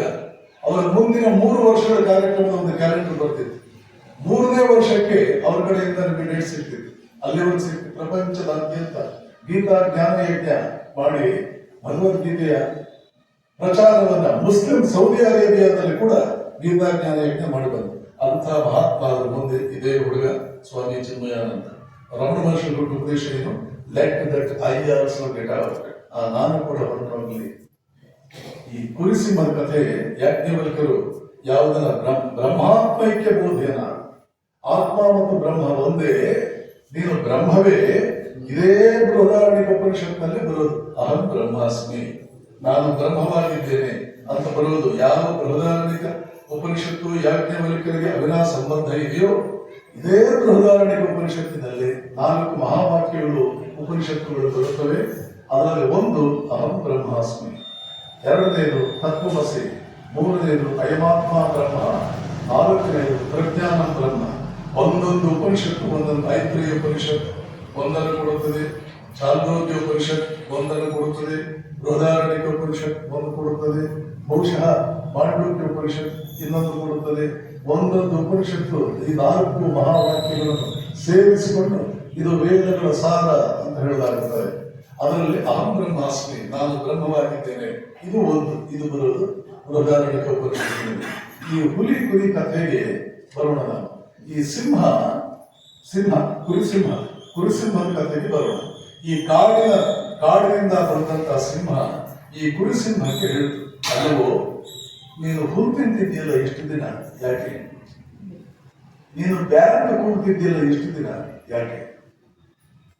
ತೋಳ ಬಂದ್ರೆ ಓಡ್ತಿದ್ಯಲ್ಲ ನೀನು, ಸಿಂಹದ ಮರಿಯಾಗಿ ತೋಳವನ್ನು ಕಂಡು ಓಡ್ತಿದ್ಯಲ್ಲ ಯಾಕೆ? ಚಿಂತೆಯನ್ನು ಕಂಡು ಓಡ್ತಿದ್ಯಲ್ಲ ಯಾಕೆ? 108 ಕಷ್ಟಗಳು ಬರ್ತಿದ್ದಲ್ಲ ಯಾಕೆ? ಯಾಕೆ ಗೊತ್ತಾ? ನೀನು ಏನಲ್ಲವೋ ಹಾಗೆ ಭಾವಿಸಿಕೊಂಡು ಬದುಕಿದೆ. ನೀನು ಏನಾಗಿದೆಯೋ ಅದಕ್ಕಿಂತ ಅತ್ಯಂತ ಕೆಳಮಟ್ಟದಲ್ಲಿ ನಾನು ನಿನ್ನನ್ನು ಗುರುತಿಸಿಕೊಂಡೆ. ಸಿಂಹ ಎಲ್ಲಿ, ಕುರಿಯಲ್ಲಿ? ಸಿಂಹವಾಗಿ ಹುಟ್ಟಿ ಕುರಿಯಂತೆ ನನ್ನನ್ನು ಕುರಿಯಂತೆ ಭಾವಿಸಿಕೊಂಡು ಕುರಿಯಾಗಿ ಬದುಕ್ಬಿಟ್ಟೆ. ಏನು ಕಡಿಮೆಯಾಗಿತ್ತು ನಿನಗೆ? ನೀನು 1 ಸೆಕೆಂಡು ನಿನ್ನ ಜೀವಮಾನದಲ್ಲಿ ಕುರಿಯಾಗಿರ್ಲಿಲ್ಲ. ಒಂದೇ ಒಂದು ಸೆಕೆಂಡು ನೀನು ಕುರಿ ಆಗಿರ್ಲಿಲ್ಲ, ಆದರೆ ನೀನು ಬದುಕಿದ್ದು ಕುರಿಯಂತೆ. ಏನು ಆಗಿಲ್ಲವೋ ಹಾಗೆ ಬದುಕೆ ಬಿಟ್ಟೆ ನೀನು. ಏನು ಆಗಿದೆಯೋ ಒಂದು ಸೆಕೆಂಡು ಸಿಂಹತ್ವ ನಿನ್ನನ್ನು ಬಿಟ್ಟಿರಲಿಲ್ಲ. ಒಂದು ಸೆಕೆಂಡ್ ಸಿಂಹತ್ವ ನನಗೆ ಬಿಟ್ಟಿರಲಿಲ್ಲ, ಆದರೆ ಸಿಂಹದಂತೆ ನೀನು ಬದುಕಲೇ ಇಲ್ಲ. ಸಿಂಹತ್ವ ನೀನು ಹೊಸದಾಗೇನೋ ಪಡ್ಕೊಳ್ಳಿಲ್ಲ. ತಾಯಿಗೆ ಹೊಟ್ಟೆಯಿಂದ ಹೊರಗೆ ಜಾರಿದ ದಿನವೇ ನೀನು ಸಿಂಹವಾಗಿದೆಯಾ. ನೆನಪಿಟ್ಕೋ, ನೀನು ಏನಾದ್ರೂ ಆಗಿರೋ ಅದು ಪ್ರಯೋಜನಕ್ಕೆ ಬರಲ್ಲ.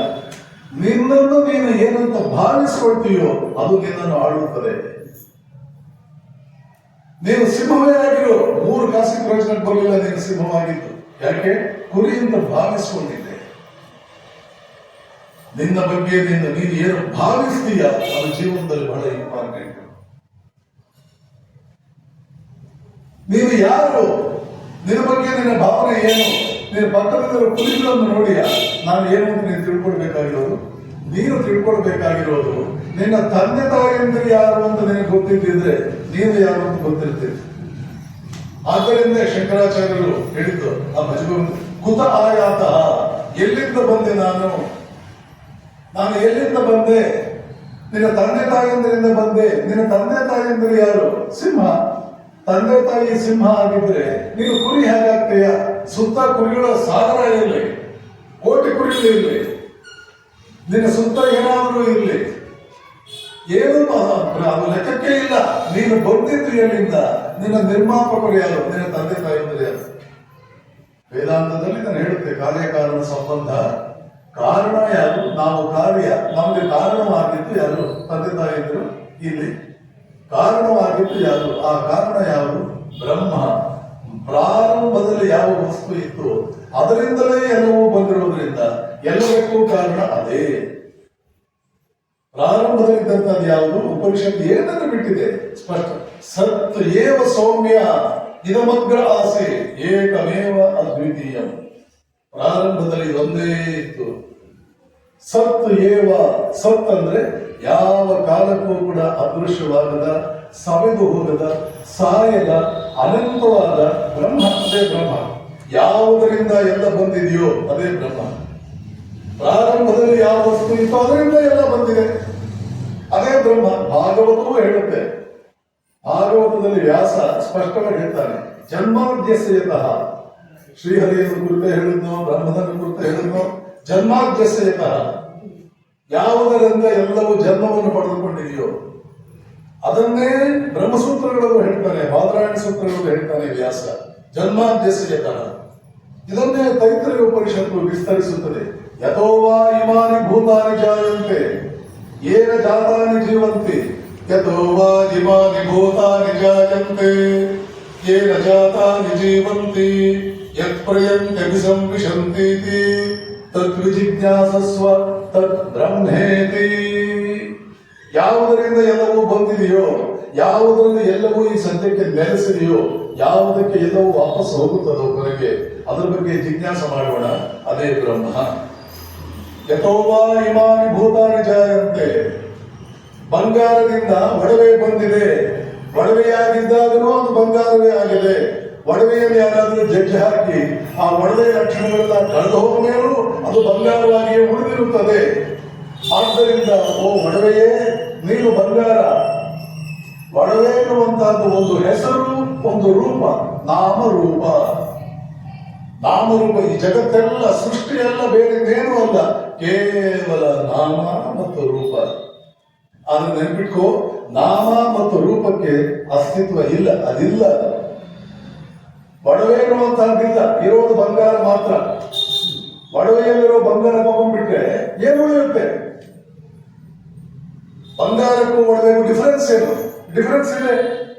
ಬಂಗಾರ ಅಷ್ಟೇ ಅಲ್ಲ, ಸ್ವಲ್ಪ ಎಕ್ಸ್ಟ್ರಾ ಇದೆ ಅಲ್ಲಿ ಒಡವೆಯಲ್ಲಿ. ಕೇವಲ ಬಂಗಾರ ಆಯ್ತಪ್ಪ, ನಾನು ಬಂಗಾರ ನಾನು ತಗೊಳ್ತೀನಿ, ನಿನ್ನ ಎಕ್ಸ್ಟ್ರಾ ನೀನು ಇಟ್ಕೊ. ಎಲ್ಲಿದೆ ಎಕ್ಸ್ಟ್ರಾ? ಆ ಎಕ್ಸ್ಟ್ರಾನೇ ಈ ಜಗತ್ತು. ಇದು ಬ್ರಹ್ಮ. ಇದು ಬ್ರಹ್ಮ. ಈ ನಾಮರೂಪ ಇದು ಬಂಗಾರ. ಇದು ಬಂಗಾರ. ಇದನ್ನು ಒಡವೆ ಅಂತ ಕರೀತಾ ಇದ್ದೇವೆ. ಆದ್ರೆ ಒಡವೆಯಲ್ಲಿ ಬಂಗಾರ ಬಿಟ್ಟಿದ್ರೆ ಏನೂ ಇಲ್ಲ. ಇರೋದು ನಾಮ ಮತ್ತು ರೂಪ. ಆದ್ರೆ ಬಂಗಾರವನ್ನು ತಗೊಂಡ್ಬಿಟ್ರೆ ಆ ನಾಮರೂಪ ಉಳಿಯಲ್ಲ. ಅದು ಇದೆ ಮತ್ತು ಇಲ್ಲದರ ನಡುವೆ ಈ ನಾಮರೂಪಗಳಿವೆ. ಅದೇ ಜಗತ್ತು. ಮಿಥ್ಯಾ ಅಂತಂದ್ರೆ ಇದೇ ಇಲ್ಲ ಅಂತಲ್ಲ, ಇದೆ ಮತ್ತು ಇಲ್ಲದರ ನಡುವೆ ಇದೆ. ಮಣ್ಣಿಗೂ ಮಡಿಕೆಗೂ ಏನು ವ್ಯತ್ಯಾಸ? ನಾಮ ಮತ್ತು ರೂಪ. ಮಣ್ಣು ತಗೊಂಡ್ರೆ ಮಡಿಕೆ ಇರಲ್ಲ. ಹಾಗಂತ ಹೇಳಿ ಮಣ್ಣು ಮಡಿಕೆ ಎರಡು ಒಂದೇ ಅಲ್ಲ. ಒಂದು ಮಡಿಕೆ ತಗೊಂಡ್ಬಾರೋ ಅಂತಂದ್ರೆ ನೀವು 1 kg ಜೇಡಿ ಮಣ್ಣು ತಂದ್ರೆ ನಾನು ಸುಮ್ಮನೆ ಕೊಡ್ತೀನ? ಸ್ವಾಮೀಜಿ ನೀವು ಅರ್ಧ ಗಂಟೆ ಹಿಂದೆ ಹೇಳಿದ್ರಿ ಮಣ್ಣು ಮಡಿಕೆ ಎರಡು ಒಂದೇ, ಆದ್ದರಿಂದ ಮಣ್ಣು ತಂದಿದ್ದೀನಿ, ಅದನ್ನ ನಾನು ಸುಮ್ಮನೆ ಕೊಡ್ತೀನ? ಮಣ್ಣಿಗೆ ಒಂದು ಏನೋ ಕೊಡ್ಬೇಕಾಗಿದೆ, ಏನು ಕೊಡ್ತೀವಿ ಅದಿಲ್ಲ ಅಸ್ತಿತ್ವದಲ್ಲಿ. ಮಡಿಕೆ ಆದಾಗಿರುತ್ತೆ, ಮಣ್ಣಾದಾಗ ಹೊರಟೋಗುತ್ತೆ. ಆದ್ದರಿಂದ ಅದನ್ನೇ ಮಾಯಾ ಅಂತ ಕರೆಯಲಾಗುತ್ತೆ. ಸೃಷ್ಟಿ ಆದಾಗ ಬರುತ್ತೆ ಈ ಮಾಯಾ, ಸೃಷ್ಟಿಯಿಂದ ಇದ್ದಾಗ ಸುಮ್ಮನೆ ಇರುತ್ತೆ. ಎಲ್ಲಿ ಹೋಗಿರುತ್ತೆ ಆ ನಾಮರೂಪ? ದೇವರಿಗೆ ಗೊತ್ತು, ಪರಮಾತ್ಮನಿಗೆ ಗೊತ್ತು. ಮಣ್ಣಲ್ಲೇ ಅಡಕವಾಗಿದೆ ಅಂತ ಹೇಳ್ತಾರೆ. ಮಣ್ಣಲ್ಲೇ ಅಡಕವಾಗಿರುತ್ತೆ, ಮಡಿಕೆ ಮಾಡಿದಾಗ ವ್ಯಕ್ತವಾಗುತ್ತದೆ. ಮಣ್ಣಿನಲ್ಲಿ ಅದು ಅವ್ಯಕ್ತವಾಗಿರುತ್ತದೆ. ಆದ್ದರಿಂದ ಮಾಯಾ ಅನ್ನೋದಕ್ಕೆ ಅವ್ಯಕ್ತ ಅನ್ನೋದು ಕೂಡ ಹೆಸರಿದೆ. ಅವ್ಯಕ್ತ ಪುರುಷ ಪರಹ, ಬ್ರಹ್ಮನನ್ನು ಬಿಟ್ಟರೆ ಅತ್ಯಂತ ಮೂಲ ವಸ್ತು ಅದೇ. ಅವ್ಯಕ್ತದ ಮೇಲೆ ಪುರುಷಾನ್ನ ಪರಂಕಿಂಚು ಸಾ ಕಾಷ್ಠ ಸಾ ಪರಾಗತೆ ಕಠೋಪನಿಷತ್ತು ಹೇಳುತ್ತದೆ. ಹೀಗೆ ಕುರಿ ಸಿಂಹವೇ, ಕುರಿಯಂತೆ ಬದುಕ್ತಾ ಇದ್ದಂತ ಸಿಂಹವೇ, ನೀನು ಯಾರು ಅಂತ ತಿಳ್ಕೊಳ್ಳೋದಕ್ಕೆ ನೀನು ಎಲ್ಲಿಂದ ಬಂದೆ? ನೀನು ಸಿಂಹದಿಂದ ಬಂದೆ. ನಾವು ಕೂಡ ನಾವು ಯಾರು ಅಂತ ತಿಳ್ಕೊಳ್ಳೋದಕ್ಕೆ ತಂದೆ ತಾಯಿಯಿಂದ ಬಂದ್ವಿ. ಅವರ ಸ್ವಭಾವ ನಮ್ದು. ಆದ್ರೆ ಅವರ ಸ್ವಭಾವ ಏನು ಅಂತ ತಿಳ್ಕೊಳ್ಳೋದಕ್ಕೆ ಅವ್ರ ತಂದೆ ತಾಯಿ ಸ್ವಭಾವ ತಿಳ್ಕೊ, ಅವರ ತಂದೆ ತಾಯಿ ಸ್ವಭಾವ ತಿಳ್ಕೊ. ಮೂಲಕ್ಕೆ ಹೋಗು. ಮೂಲ ಯಾವುದು? ಬ್ರಹ್ಮ. ಯಥೋವಾ ಇಮಾನಿ ಭೂತಾನಿ ಜಾಯಂತೆ ಏನ ಜಾತಾನಿ ಜೀವಂತಿ. ಯಾವುದರಿಂದ ಎಲ್ಲವೂ ಬಂದಿದೆಯೋ, ಯಾವುದರಲ್ಲಿ ಇವತ್ತು ನಿಂತಿದೆಯೋ, ಯಾವುದಕ್ಕೆ ವಾಪಸ್ ಹೋಗುತ್ತೋ ತತ್ ವಿಜಿಜ್ಞಾಸಸ್ವ. ಅದರ ಬಗ್ಗೆ ಜಿಜ್ಞಾಸ ಮಾಡೋಣ. ತತ್ ಬ್ರಹ್ಮೇತಿ ತೈತ್ರಿಯ ಉಪನಿಷತ್ತು ಸ್ಪಷ್ಟವಾಗಿ ಹೇಳುತ್ತದೆ. ಯಾಜ್ಞವಲ್ಕ್ಯರು ಮೈತ್ರೇಯಿಗೆ ಇದನ್ನೆಲ್ಲ ಹೇಳ್ತಾರೆ. ಮೈತ್ರೇಯಿ ಇದನ್ನೇ ಹೇಳಿದ್ರು ಯಾಜ್ಞವಲ್ಕ್ಯರು. ಅವ್ರು ಹೇಳಿದ್ದನ್ನೇ ಹೇಳಿದ್ರೆ ನಿಮಗೆ ನಾನು ತಲೆ ಹೋಗೋದು ಕಷ್ಟ ಆಗುತ್ತೆ. ಜನಸಾಮಾನ್ಯರಿಗೆ, ವೇದಾಂತದ ವಿದ್ಯಾರ್ಥಿಗಳಿಗೆ ಅರ್ಥವಾಗುತ್ತದೆ, ಜನಸಾಮಾನ್ಯರಿಗೆ ಅದು ಕಷ್ಟವಾಗುತ್ತದೆ. ಅದನ್ನು ನಾನು ಈ ಉಪಮೆ ತಗೊಂಡು ಇದೇ ಚಿಂತನೆಯನ್ನ ರಾಮಕೃಷ್ಣರಿಗೆ ಸನ್ಯಾಸ ಆಗಬೇಕಂತ ಅವರ ಗುರುಗಳು ಏನನ್ನು ಕಥೆ ಮೂಲಕ ಹೇಳಿದರು. ರಾಮಕೃಷ್ಣರು ತನ್ನ ಶಿಷ್ಯ ವಿವೇಕಾನಂದರಿಗೆ ಏನಾದ್ರು ಹೇಳಿದರು, ವಿವೇಕಾನಂದ ಜಗತ್ತಿನಾದ್ಯಂತ ಏನು ಪ್ರಚಾರ ಮಾಡಿದ್ರು, ಆ ರೂಪದಲ್ಲಿ ನಿಮಗೆ ಯಾಜ್ಞವಲ್ಕ್ಯರು ಮೈತ್ರೇಯಿಗೆ ಕೊಟ್ಟಂತ ಉಪದೇಶವನ್ನು ನಿಮ್ಮ ಮುಂದೆ ಇಟ್ಟೆ. ನಾವು ಯಾರು ಅಂತ ಭಾವನೆ ಮಾಡ್ತೀವಲ್ಲ, ಬಹಳ ಎಚ್ಚರಿಕೆಯಿಂದ ಇರಬೇಕು. ಒಂದು 10 ವರ್ಷದ ಹಿಂದೆ ನಡೆದ ಘಟನೆ. ಒಬ್ಬಳು ಲೇಡಿ ಗದಗಿನಲ್ಲಿ ನನ್ನ ಹತ್ರ ಬಂದು, ಸ್ವಾಮೀಜಿ ದೊಡ್ಡ ಸಮಸ್ಯೆ ಆಗ್ಬಿಟ್ಟಿದೆ. ಏನಮ್ಮ ಏನು ಸಮಸ್ಯೆ? ಪರಿಚಯ ಇಲ್ಲ, ಅವಳು ಪರಿಚಯನೇ ಇಲ್ಲ. ನನ್ನ ಮಗಳು 15 ದಿವಸ 1 ತಿಂಗಳಿಂದ ಊಟ ನಿದ್ದೆ ಬಿಟ್ಬಿಟ್ಟಿದ್ದಾಳೆ. ನಿದ್ದೆ ಬರ್ತಾ ಇದೆ. ಏನ್ ಸಮಾಚಾರ? ನೀವು ಅವಳಿಗೆ ಹೇಳಿದ್ರಂತೆ ನೀನು ಹುಡುಗ ಆಗ್ತೀಯಾ ಅಂತ ತಲೆಗೆ ಹಾಕೊಂಡ್ಬಿಟ್ಟಿದ್ದಾಳೆ. ಊಟ ನಿದ್ದೆ ಬಿಟ್ಬಿಟ್ಟಿದ್ದಾಳೆ. ಯಾವ ಹುಡುಗಿ? ಯಾರಿಗೆ ಹೇಳಿದೆ? ಯಾವಾಗ ಹೇಳಿದೆ? ಅವ್ರಿಗೆ ಕರೆದೆ, ಡೈನಿಂಗ್ ಹಾಲ್ ಕರ್ಕೊಂಡೋದೆ, ಟೀ ಕೊಡಿಸಿದೆ. ಟೀ ಕುಡಿತಾ ಇದ್ರು ಅವರು. ಕೂತ್ಕೊಂಡು ಯೋಚನೆ ಮಾಡ್ತಾ ಇದ್ದೀನಿ, ನನಗೆ ಗಂಟೆ ಆಗ್ತಾ ಇಲ್ಲ. ಒಂದು ಕೆಲಸ ಮಾಡಿ, ಒಂದೆರಡನ್ನ ಬಿಟ್ಕೊಂಡು ಅವ್ರು ಕರ್ಕೊಂಡು ಬನ್ನಿ, ನಾನು ಮಾತಾಡ್ತೀನಿ ಅಂತ ಹೇಳಿ ಬಂದು 2 ದಿನ ಬಿಟ್ಕೊಂಡು ತಾಯಿ ಮಕ್ಕಳು ಇದ್ರು ಬಂದು ನೋಡ್ತೀನಿ. ಆ ಹುಡುಗಿ ಮುಖದಲ್ಲಿ ಹುಡುಗನ ಲಕ್ಷಣ ಒಂದು 12 ಬಂದ್ಬಿಟ್ಟಿದೆ. ನಾನು ಮುಖದಿಂದ ಗಡಿಸು ಸ್ಪಷ್ಟ ಗೊತ್ತಾಗುತ್ತದೆ. ನಾನು ಕೇಳಿದೆ ಅವರಿಗೆ, ಏನಮ್ಮ ಯಾವಾಗ ಹೇಳಿದೆ ನನಗೆ? ಸ್ವಾಮೀಜಿ, ಒಂದು 7-8 ವರ್ಷಗಳ ಹಿಂದೆ ನೀವು ಪರ್ಸನಾಲಿಟಿ ಡೆವಲಪ್ಮೆಂಟ್ ಕ್ಲಾಸ್ ಮಾಡ್ತಾ ಇದ್ರಿ, ಅವಾಗ ನಾನು ಬರ್ತಾ ಇದ್ದೆ ಕ್ಲಾಸ್ಗೆ. ಆವಾಗ ನೀವು ಹೇಳಿದ್ರಿ. ಈ ವೇಳೆ ನಾನು ಉತ್ತರ ಯೋಚನೆ ಮಾಡಿ ರೆಡಿ ಮಾಡಿಟ್ಕೊಂಡಿದ್ದೆ. ಅವ್ರು ಹೇಳಿದೆ, ಅಯ್ಯೋ ಹುಚ್ಚಿ, ನಾನು ಹೇಳಿದ್ದು ನೀನು ಮುಂದಿನ ಜನ್ಮದಲ್ಲಿ ಹುಡುಗ ಆಗ್ತೀಯ ಅಂತ. ನೀನು ಇವಾಗ ಆಗ್ತೀಯ ಅಂತ ಯಾರು ಹೇಳಿದ್ರು? ಮುಂದಿನ ಜನ್ಮದಲ್ಲಿ ಡೆಫಿನೆಟ್ಲಿ ನೀವು ಹುಡುಗನೇ ಆಗೋದು. ಈಗ ನೀನು ಹುಡುಗಿನೇ, ನೀನ್ ಏನ್ ಮಾಡಿದ್ರು ಹುಡುಗಿನೇ ಆಗೋದು. ಹೋದರು ಮತ್ತೆ ತಿರುಗಿ ಆಶ್ರಮಕ್ಕೆ ಬರಲಿಲ್ಲ ಅಂದ್ರೆ ಪ್ರಾಬ್ಲಮ್ ಸಾಲ್ವ್ ಆಗಿದೆ ಅಂತ. ಪ್ರಾಬ್ಲಮ್ ಇದ್ದಿದ್ರೆ ಮತ್ತೆ ಬರ್ತಿದ್ರು, ಪ್ರಾಬ್ಲಮ್ ಸಾಲ್ವ್ ಆಗಿದೆ ಅಂತ. ನೋಡಿ, ನಾನು ಯಾವಾಗಲೂ ಹೇಳಿದಂತೆ ನೀನು ಹುಡುಗ ಆಗ್ತೀಯ ಅಂತ ಒಪ್ಕೊಂಡ್ಬಿಟ್ಟಿದ್ದಾರೆ. ಇನ್ನೊಂದು 2-3 ತಿಂಗಳು ಬಿಟ್ಟಿದ್ರೆ ಅವ್ರು ಹುಡುಗ ಆಗ್ಬಿಡ್ತಿದ್ರು. ಇನ್ನೊಂದು 3-4 ತಿಂಗಳು ಬಿಟ್ಟಿದ್ರು, 4 ತಿಂಗಳು ಬಿಟ್ಟಿದ್ರೆ ಹುಡುಗ ಆಗ್ಬಿಡ್ತಿದ್ರು. ಇದು ಸಾಧ್ಯವೇ? ಬಹುಶಃ ನೆನ್ನೆ ಹೇಳ್ತಾರೆ, ಯಯಾತಿ ಅಣ್ಣ ಯತಿ ಶರ್ಮಿಷ್ಠಳಿಗೆ ನಿನ್ನ ಪುರುಷನನ್ನ ಮಾಡ್ತೀಲ್ವಾ ಅಂತ ಕರೆದಿದ್ದು ನಾವು ನೋಡ್ತೀವಿ ಯಯಾತಿಯ ಜೀವನದ ಚರಿತ್ರೆಯಲ್ಲಿ ಅಂತ ಹೇಳಿ. ಇದೊಂದಿದೆ, ಇದನ್ನ ಸೆಲ್ಫ್ ಇಮೇಜ್ ಅಂತ ಕರಿತೀವಿ. ನಮ್ಮ ಬಗ್ಗೆ ನಾವು ಇಟ್ಕೊಳ್ಳೋ ಭಾವನೆ, ಇದನ್ನೇ ವೇದಾಂತದ ಭಾಷೆಯಲ್ಲಿ ಅಹಂ ಅಂತ ಕರೆಯಲಾಗುತ್ತೆ. ನಿಮ್ಮ ಬಗ್ಗೆ ನೀವು ಇಟ್ಕೊಳ್ಳೋ ಭಾವನೆ ಅದು ಅಜ್ಞಾನಜನ್ಯ. ಏನು ಬೇಕಾದರೂ ನಿಮ್ಮ ಬಗ್ಗೆ ನೀವು ಭಾವನೆ ಇಟ್ಕೊಳ್ಳಿ, ಅದು ಅಜ್ಞಾನದಿಂದ ಹೊಂದಿರತಕ್ಕಂಥದ್ದು. ಹಾಗಾದ್ರೆ ನಿಜವಾದ ಭಾವನೆ ಏನು? ನಾನು ಆತ್ಮ ಅಥವಾ ಬ್ರಹ್ಮ ಈ ಪುರುಷ ಶರೀರದ ಮೂಲಕ ಕೆಲಸ ಮಾಡುವುದಕ್ಕೆ ಬಂದಿದ್ದೇನೆ. ಈ ಶರೀರವನ್ನು ಬಟ್ಟೆಯನ್ನು ತೆಗೆದಂತೆ ಯಾವತ್ತು ಬೇಕಾದರೂ ತೆಗೆದಿಡಬಹುದು, ಇನ್ಯಾವುದೋ ಶರೀರವನ್ನು ಬೇಕಾದ್ರೆ ಹಾಕಿಕೊಳ್ಳಬಹುದು. ಪುರುಷ ಶರೀರದ ಮೂಲಕ ನಾನು ಕೆಲಸ ಮಾಡುವುದಕ್ಕೆ ಬಂದಿದ್ದೇನೆ. ನಾನು ಆತ್ಮ, ನನಗೆ ಸುಖ ದುಃಖ ಅನ್ನುವಂಥ ಕೃಷ್ಣ ಗೀತೆಯಲ್ಲಿ ಪ್ರಾರಂಭ ಮಾಡುವುದೇ ಅರ್ಜುನನಿಗೆ ಬ್ರಹ್ಮಜ್ಞಾನ ಅಥವಾ ಆತ್ಮಜ್ಞಾನವನ್ನು ಕೊಡುವುದು.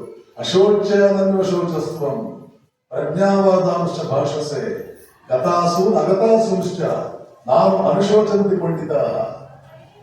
ಮೃತ್ಯು ಅಂದ್ರೆ ಏನು ಅರ್ಜುನ? ಬಟ್ಟೆಯನ್ನು ತೆಗೆದ ಪಕ್ಕಕ್ಕೆ ಇಟ್ಟಂತೆ, ಅದಕ್ಕಿಂತ ಆಚೆ ಮೃತ್ಯುವಿಗೆ ಇನ್ಯಾವ ಅರ್ಥವೂ ಇಲ್ಲ. ಜೀವನ ಅಂದ್ರೆ ಏನು ಅರ್ಜುನ? ಒಂದು ಬಟ್ಟೆಯನ್ನು ಹಾಕೊಂಡು ನಾವು ಜೀವನ ಮಾಡಿದಂತೆ, ಬೇಕಿದ್ರೆ ಈ ಬಟ್ಟೆ, ಇಲ್ಲ ಅಂದ್ರೆ ಆ ಬಟ್ಟೆ. ಒಂದು ದಿನ ಬಟ್ಟೆ ಕೊಳೆ ಆಗುತ್ತೆ, ಒಂದಿನ ಸವಿಯುತ್ತೆ, ಒಂದು ದಿನ ಜೀವನ ಆಗುತ್ತೆ, ಪಕ್ಕಕ್ಕೆ ಇಡಬಹುದು. ಬಟ್ಟೆಗೂ ನಿನಗೂ ಏನೂ ಸಂಬಂಧವಿಲ್ಲ.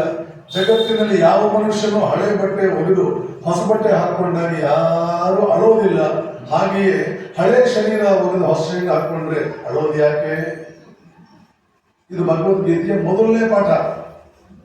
ಮೃತ್ಯುವಿಗೇನೆ ಅಳಬಾರದು ಅಂದ್ರೆ 1-2 ದಿನ ಉಪವಾಸ, ಒಂದು ಸನ್ಮಾನ, ಒಂದು ಅವಮಾನ, ಇದಕ್ಕೆ ತಲೆ ಕೆಡಿಸ್ಕೊಳ್ತಾರೆ?